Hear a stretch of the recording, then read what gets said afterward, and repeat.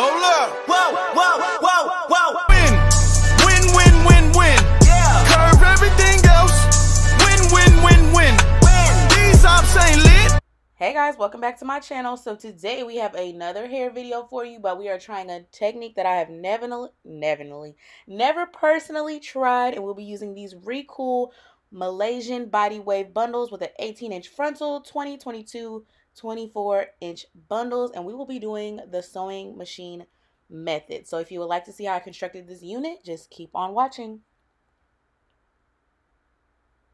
So to start off, we're going to take one of the bundles. I started with the longest one, and I went ahead and started prepping the hair. So to prep the hair for a sewing machine method unit, you're going to unravel the hair and fold it in half just one time, and then use a zigzag stitch to pretty much, sew the track together. So it's half the length as it originally would be, and you're going to kind of stack it, not directly on top of each other, kind of like layer it the top of the track over the next track, if that makes sense. I'll show you a close-up of it, but I have my machine set on a zigzag stitch with a 4-inch width for the zigzag, and then I believe it was on a 0 tension, not really sure, don't really remember. I'll put it on the screen though. So we're just going to lay it like this, so you see it's not directly over one another, so it lays flat when you're sewing it onto your cap. And we're just going to take that and start stitching it with the zigzag stitch. You go a little bit forward and then use your back stitch to make sure that initial stitch is secure, and then you just go all the way through the track until it's complete. And I found that starting with the end that's already like folded, not the ends, the two raw ends, is easier to start with on your sewing machine. But I went ahead and did this to all 3 bundles before I even started the construction and mapping out my spandex dome cap. So we're going to go ahead and sew this, and then I'll show you the next step.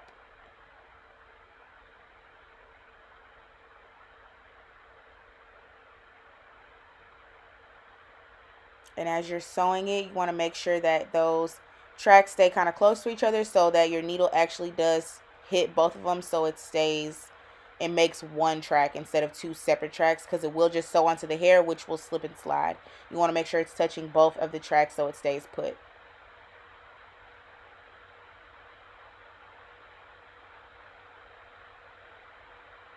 And you're going to snip your thread, and this is what your finished track, your new finished track, should look like. As you can see, the zigzag stitching touches both wefts on the track to create one flat laying track with double the thickness. So to prep our unit, this will be a frontal unit. I've seen a lot of different closure methods with the sewing machine, but you're basically going to use the same steps. With the frontal, I go ahead and lay the frontal down and pin it in place so I can map out where I will be not sewing any of the wefts from the bundles. So I placed the frontal down where I would normally have it on my forehead, and then we're going to do the same thing if you were to hand sew the entire unit. Make sure that your back track of your frontal is laying flat on the spandex dome cap. So I just pinned that in place with T-pins, and then I use my metallic Sharpie marker to trace the outline of the frontal. It's easier to start with like a bald spandex dome cap when you're going on the sewing machine, so the hair doesn't get in the way, and you just work your way up the cap. So I'm just using those T-pins to make sure the frontal is laying flat across the spandex dome cap.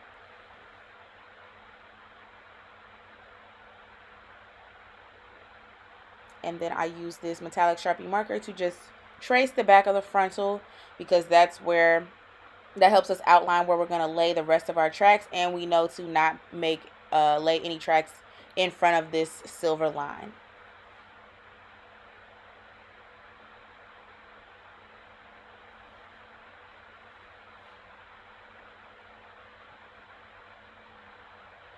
So after I traced the back of the frontal, I put little dots where I had all the T-pins, just so when I go back after I complete the bundles on the unit, I know where to lay the frontal again and where to put my T-pins so that it lays exactly how I need it to.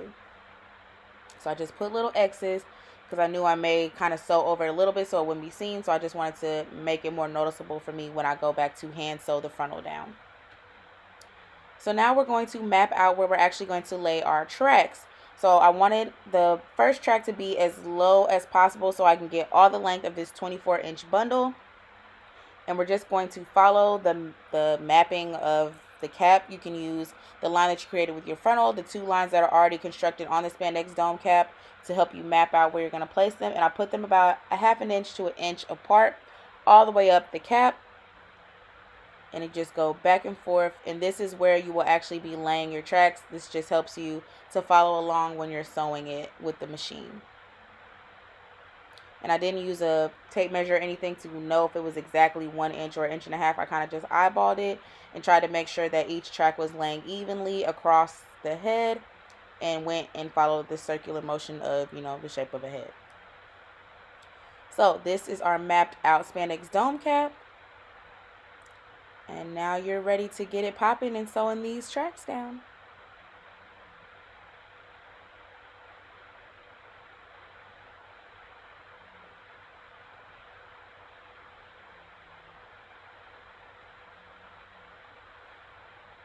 All right, so I didn't use any pins. I just laid the track on my first line that I created with the marker, put it under the sewing machine, still using a zigzag stitch,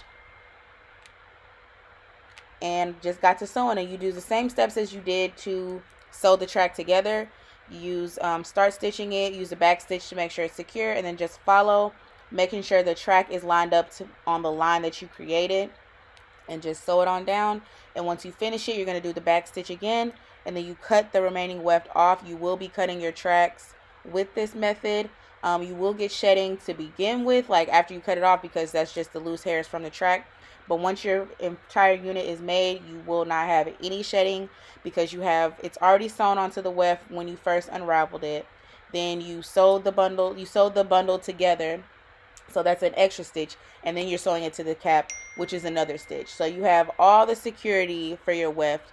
So after you cut the wefts, when you sew it onto the cap, you will not have any shedding after you pull those little free strands away that's separated from the original weft. And you just keep doing this method all the way up the cap. The further you get up the cap, the more circular the shape becomes. So you kind of have to slow down and take your time to make sure you're actually making a curve. Be sure to not stretch your cap as you're sewing it down. Just make sure that it's flat so you don't create any bunches. But you don't want to stretch it out, because that will shrink your cap when you try to put it on your head. So make sure it's flat, but don't pull it. I hope that makes sense. And I am going to go a little bit close up. It was kind of hard to see. But the lines that you created is really your guide. So you just follow that with your track. So you just make sure your track is lined up on the line that you created, and just go as slowly as you need. It will take some time, but this is probably the most secure method for making a unit as far as track staying on, the longevity of your wig, the least amount of shedding for a wig. This is it. Of course, trying any new method, you're going to have trial and error, so you have to practice it, but it will get quicker with time. This was my first time, and it actually didn't take as long as I thought. My sewing machine was the most frustrating part, because there wasn't enough thread on my bottom thread, so that was kind of making it snag. But once I figured that out, the method just zoomed by. So this is a close-up I attempted to show you, but my hand and the hair is in the way. I just wanted to try and show you how you have to slow it down and curve the hair with the lines you created without stretching your cap. As you can see, my hands really aren't on the cap at all. I just make sure the cap is flat, but majority of my handwork is me making sure that the hair follows the line I created.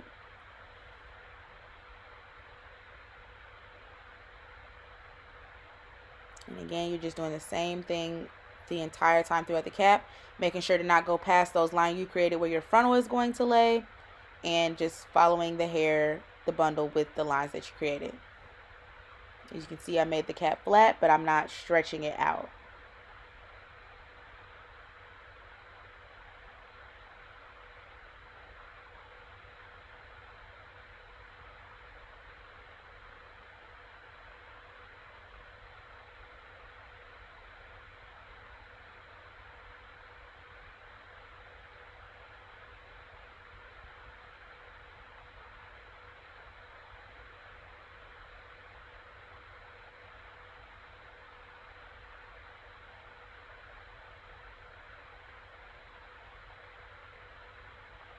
All right, and this is our unit before we add on our frontal, which will be the next step. As you can see, it looks really secure. Tracks are laying nice and flat. You can see all the zigzag stitching on the inside of the cap. Nice, neat, and pretty much follow the line to a T. So now we're going to slap this frontal on, and you will be hand sewing it. So I just pinned the frontal back on exactly where I had laid it from before. And then you're just going to use the normal hand stitching, normal sewing hair thread to sew your frontal down. And you just go across the back of the frontal where the reinforced lining is.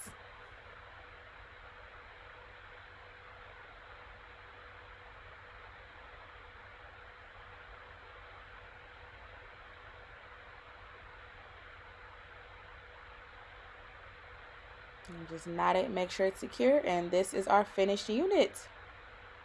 She's lit. It lays so flat. I think this is the flattest I've ever had a unit lay. I absolutely love it. And you're just going to keep going with the normal unit making. Cut off the inside of the cap where your frontal is going to lay. And there it is. Here's our nice and secure stitching. It looks good, it feels good, and it fit really snug before I added an elastic band, but I did go ahead and add one because I don't use any adhesive when I wear my units. As you can see, I did not bleach the knots. I decided that I was going to try the powder method with this, and it actually works really well. I may go in and bleach the knots, but I'm just loving how this hair felt. Body wave never looks like this after you make the unit, and this body wave looks so bomb and so natural. Like, it feels good. You can still play with it and it's not frizzing out on me. Like, this recool hair is it. Look how silky. As silky as it looks is how silky it feels. And again, this is before I added the elastic band on it, so my ends are flying up a little bit. And I just wanted to insert some clips of me when I did do a little bit of baby hairs. But again, I did not put any heat on this unit. I've not done anything to the hair. I literally unraveled it, made the unit, and this is what we have. And I'm in freaking love with it. Feels so good. It had no smells, no nothing. Like, it just looks and feels really natural, and I'm definitely here for it. So I hope you guys enjoyed this video. Make sure to hit that subscribe button, slide over, click the bell, hit all videos so you're always notified when I have a brand new upload. And I will see y'all in my next video. Stay true.